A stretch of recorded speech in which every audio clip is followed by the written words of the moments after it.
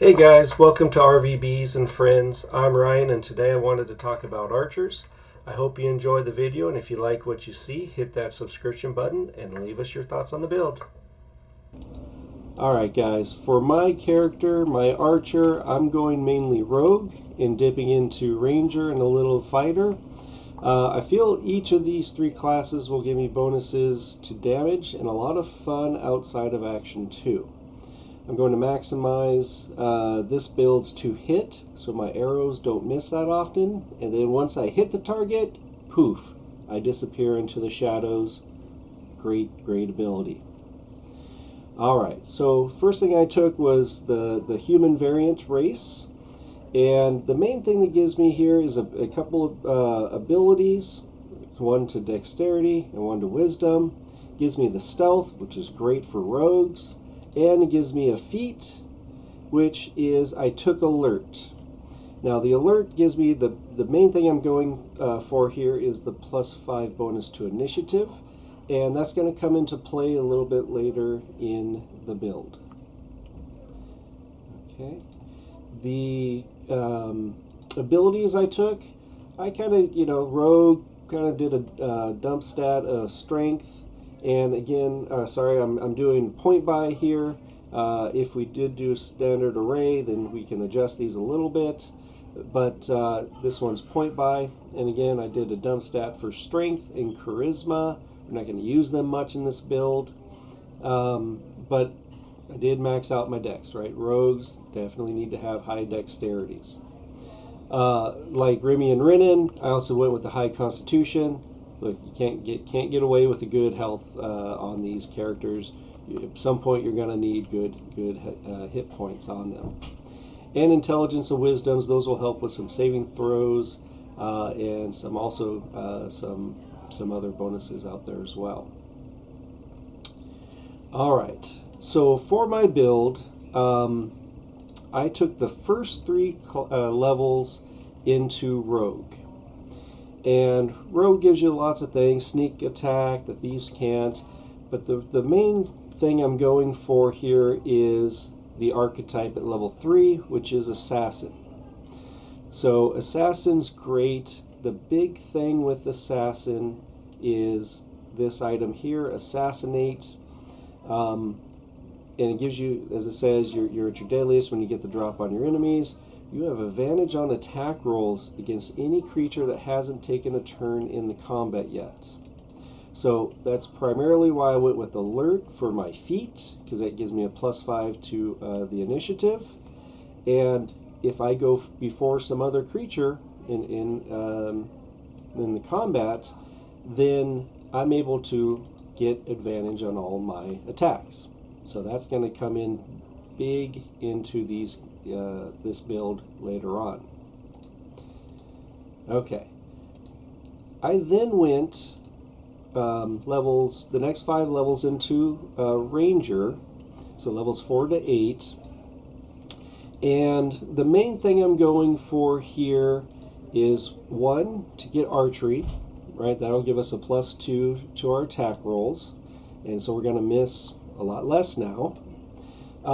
But the archetype as well, and I went with Gloomstalker, right? So Gloomstalker gives us a couple advantages, and one of them is, excuse me, the Umbral Sight, which basically gives you dark vision. But the other great ability is here too, while in darkness, you're invisible to any creatures that rely on dark vision to see you in that darkness. Again, for a rogue, an amazing ability. But for this build, another thing that's pretty awesome is this Dread Ambusher. So at the start of your first turn of each combat, my walking speed increases by 10, which is great, but if I take the attack action on that turn, I can make 1 additional weapon attack as part of that action, and on top of that weapon attack, it does an extra 1d8 of damage. So at this point, I have 1 attack with the longbow, and if I go first, or if I take the attack on my first turn, I get a second shot with that longbow with an additional 1d8 of damage. So that's amazing. I mean, that gives you just an extra attack right there. So at level 4 in the Ranger, I took the feat Medium Armor Master.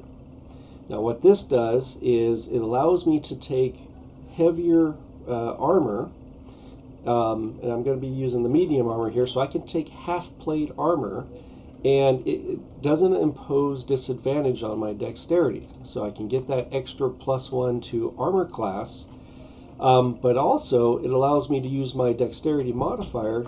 So instead of adding +2 to the armor class, I can get a +3. So this feat right here allows me to add 2 to my armor class, a +2 to the armor class. So this is a great feat for kind of a squishy rogue. So this is great.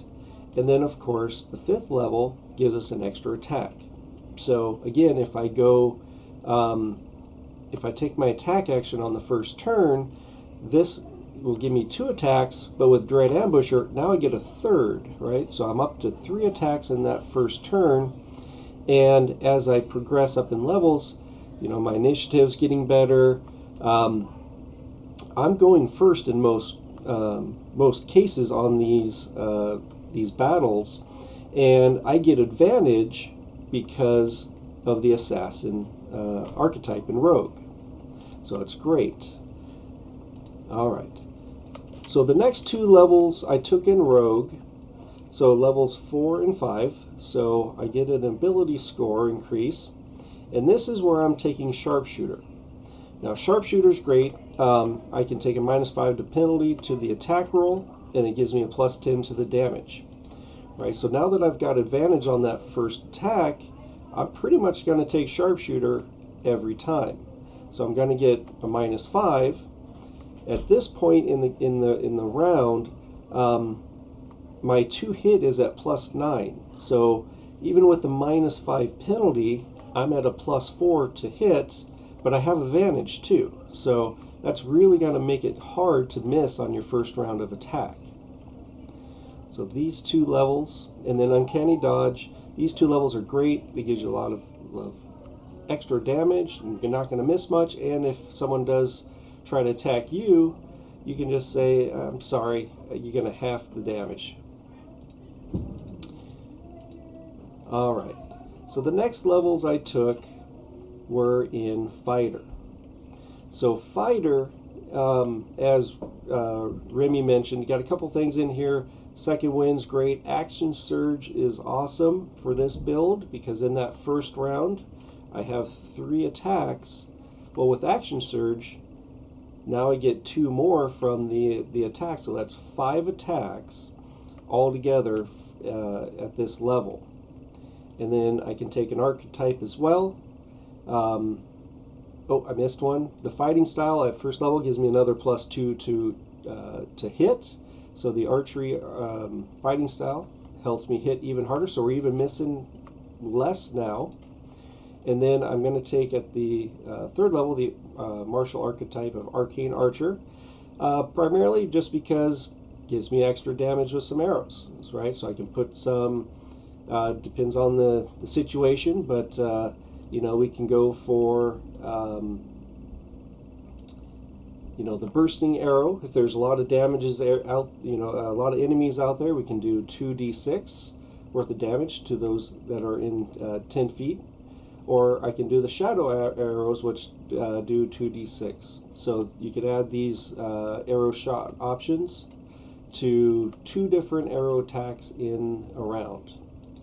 And then the 4th level for Fighter, I took Dexterity bonus for the ASI. So that'll also help increase my to hit abilities there. Alright, so for the rest of the build, I went with Rogue. And the primary reason is for the sneak attack. Because the purpose of my build is I'm going to pop out of the shadows, I'm going to hit you with some arrows, and then I'm going to disappear right back into the shadows, so I keep getting that sneak attack on every round, which will add up over time. Alright, so level 6, Rogue. We get a couple more expertise, which help quite a bit. We use perception and acrobatics quite a lot, so I love those two options for expertise.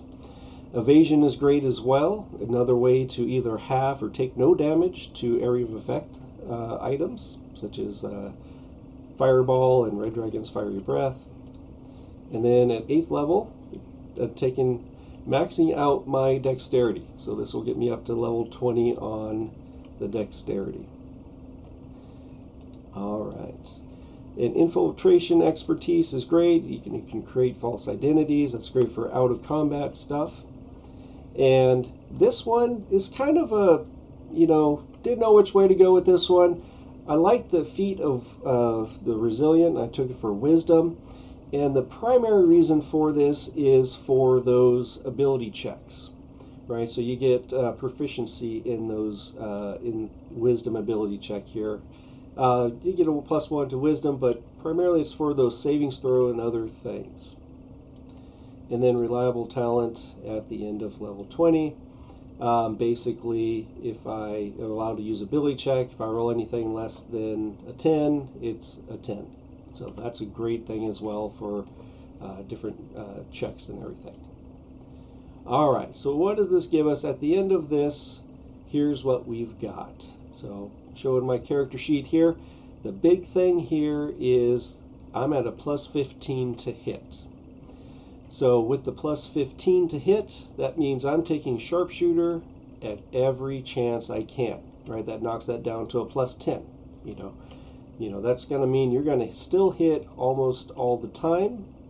And if it's on the first round of combat, because I have the assassin rogue, if I go before someone else, right, my initiative is +12, I'm getting advantage on all of those.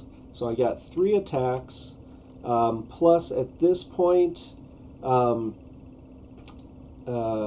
have, I think 5d6 of sneak attack, 6d6 of sneak attack on almost every shot. So everything that hits will get that, will help with that. That 6d6 will help out quite a bit. So this character is pretty good, and then with the +17 to stealth, almost every shot, and I'm going to disappear into the background. So there's my character. I hope you liked it, and yeah, let us know.